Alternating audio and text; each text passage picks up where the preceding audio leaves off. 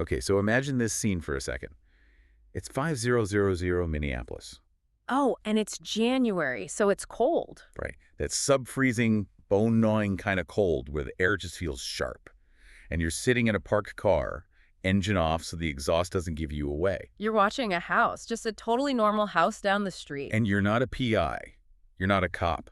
You're, I don't know, a graphic designer. Yeah. Maybe you're a barista. But you're definitely not alone. You're staring at your phone, and you're in an encrypted signal chat with, like, 1,000 other people in your neighborhood. 1,000 people. And you are all waiting for one thing. A silver Dodge Ram with government plates to turn the corner. And when that truck moves, the whole network lights up and moves with it. This isn't, a scene from some cyberpunk thriller. This is what's happening on the streets of American cities in early 2026. Welcome back to the deep dive. Today we are wading into some pretty turbulent waters. We're looking at the huge surge in these civilian rapid response networks that have popped up during the second Trump term. And it is a massive shift. I mean, we're not talking about holding signs in front of a courthouse anymore. Well, We're talking about high-speed car chases, tactical blockades, and a level of digital counter-surveillance that, frankly, rivals what some intelligence agencies do. that's why we pulled together a really diverse stack of sources for this one. Yeah.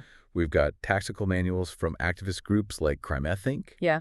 and Make the Road New York. Yeah, and we've also got on-the-ground reporting from the Daily Caller News Foundation and The Guardian, which gives us some different angles. Plus, and we're definitely going to need this, some crucial legal breakdowns from CTM Legal Group and a really provocative cultural critique from Compact Magazine. Right. So our mission today is to figure out how we got here.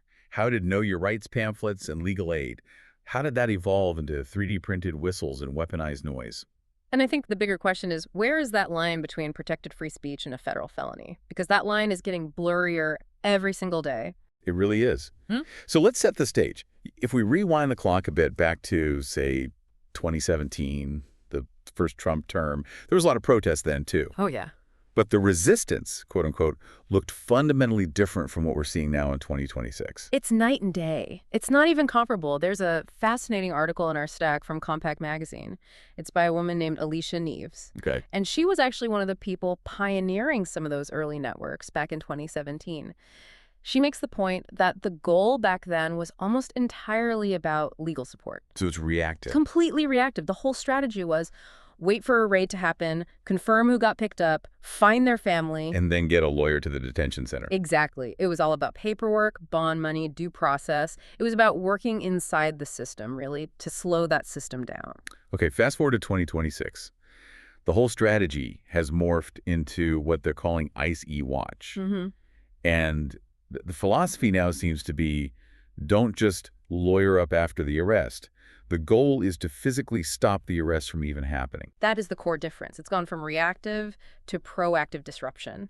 And to really get why that shift happened, you just have to look at the numbers. The Guardian is reporting on this. And the numbers are staggering. They really are.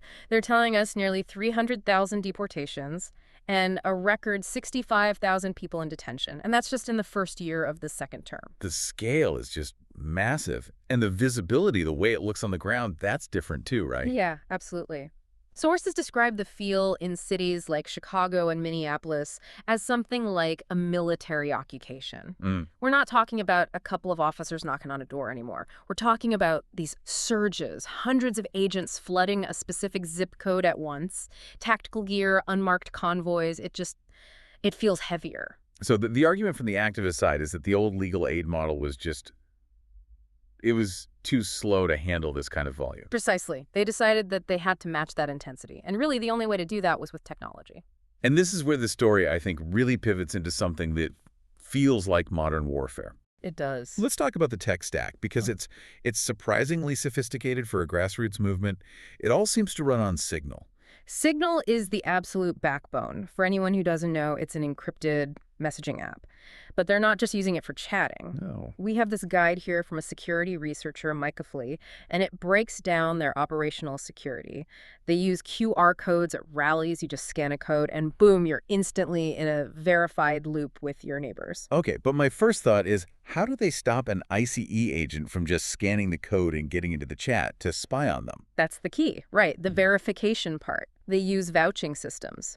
A known member has to vouch for you to get into the really sensitive channels, like the dispatch channels. So there are layers. Layers. And they push everyone to use burner numbers, temporary phone numbers, so your real identity isn't tied to the account. It's compartmentalized, just like an intel unit would do. So you have this digital nervous system set up. But the hardware, it's surprisingly low tech. I was really struck by the focus on whistles in the Crime Think manuals. It sounds almost quaint, doesn't it? A whistle? It does. But it's purely tactical. And these aren't just any whistles. They're 3D printing them in huge quantities and just handing them out to entire neighborhoods. And there's a specific protocol. It's almost like Morse code. Right. The guide says a short blast is I see, I see. Mm-hmm. And a long, continuous blast means abduction in progress. And the objective there isn't just to alert the neighbors. The explicit goal, they say this in the guides, is to create a large, loud crowd instantly. Right, to create chaos. To psychologically overwhelm the agents, make them hesitate, and just create enough confusion that the person they're targeting might have a window to slip away. It's weaponized noise. But it goes way beyond just making a scene. Reading the reports from Minneapolis, the level of surveillance these activists are running on federal agents is, it's professional grade. It's spycraft, plain and simple. In the Twin Cities, they set up what they call Whipple Watch. Whipple being the federal building where DHS is headquartered. Exactly. So they set up permanent observation posts right outside the exit gates. They are watching the watchers. And what are they looking for? Every single vehicle that leaves that building gets logged. The make, the model, and most importantly, the license plate.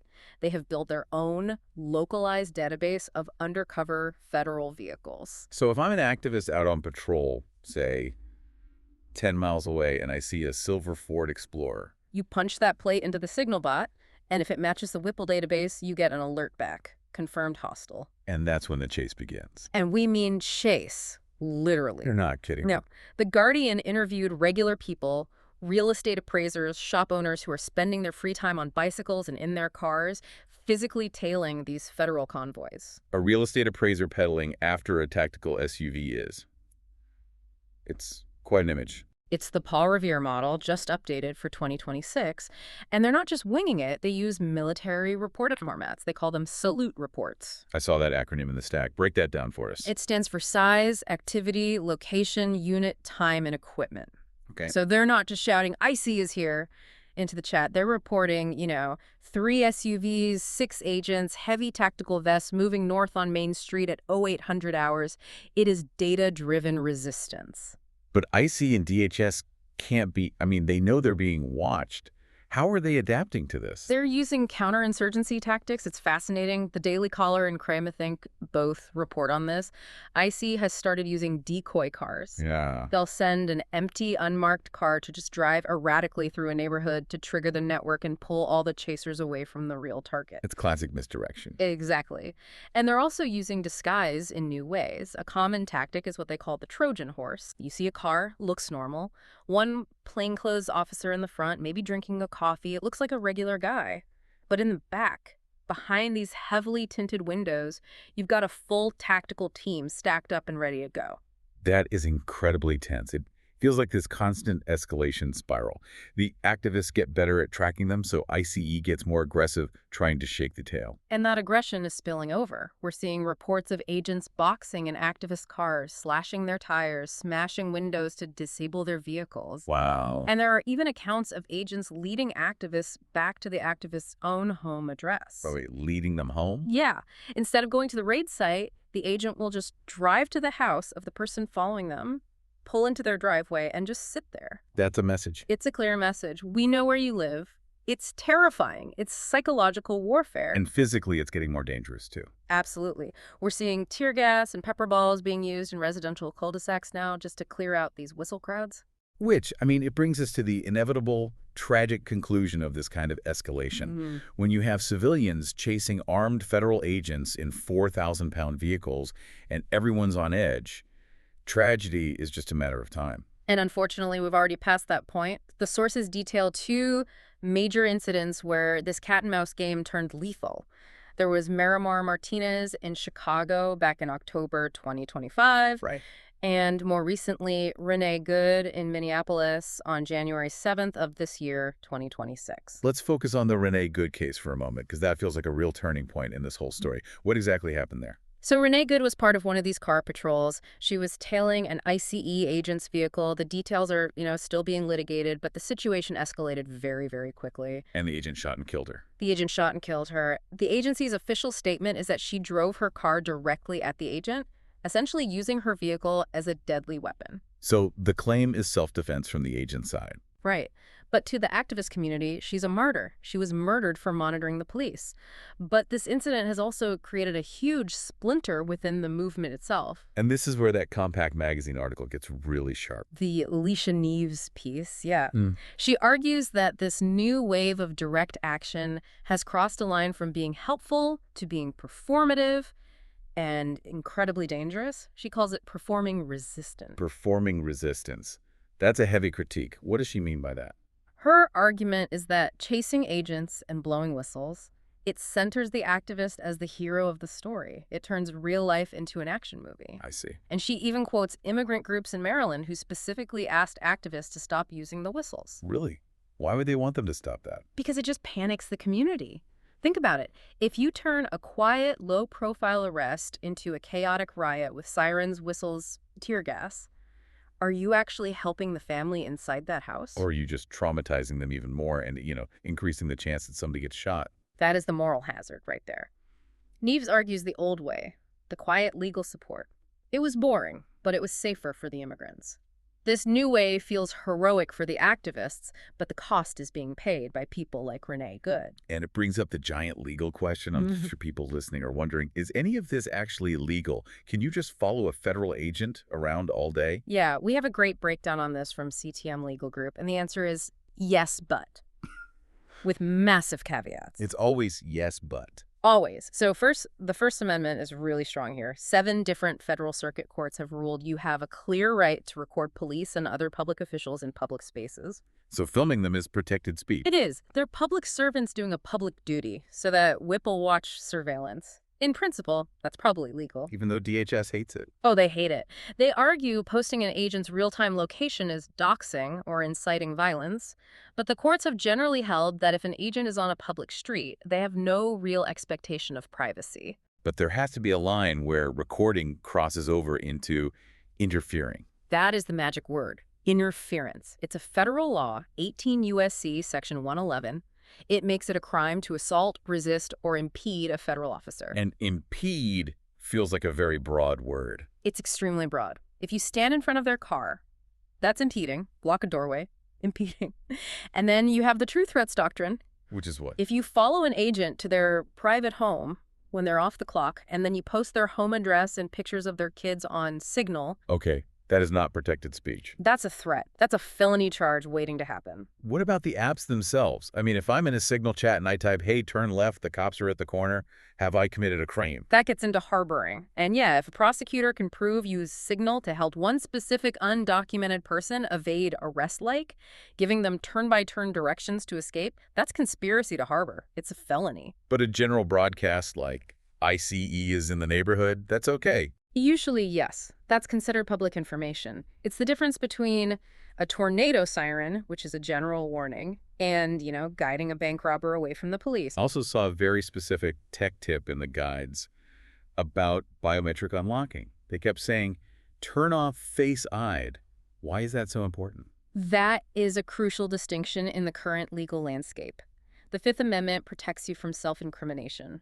The courts have basically ruled that a passcode is knowledge. It's something in your head. They can't force you to say it. But your face is just something you are. Exactly. Your fingerprint, your face, that's considered biometric evidence.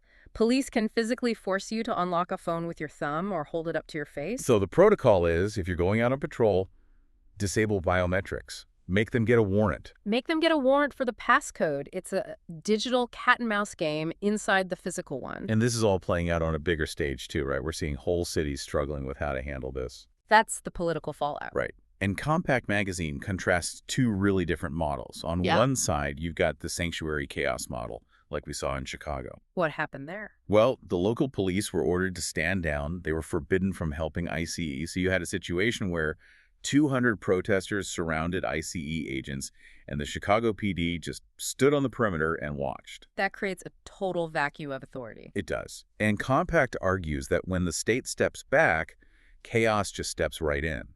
But then they point to what they call the Memphis model. Memphis? Interesting. What did they do differently? Memphis has a Democratic mayor, Paul Young, but instead of fighting DHS, he decided to collaborate with them.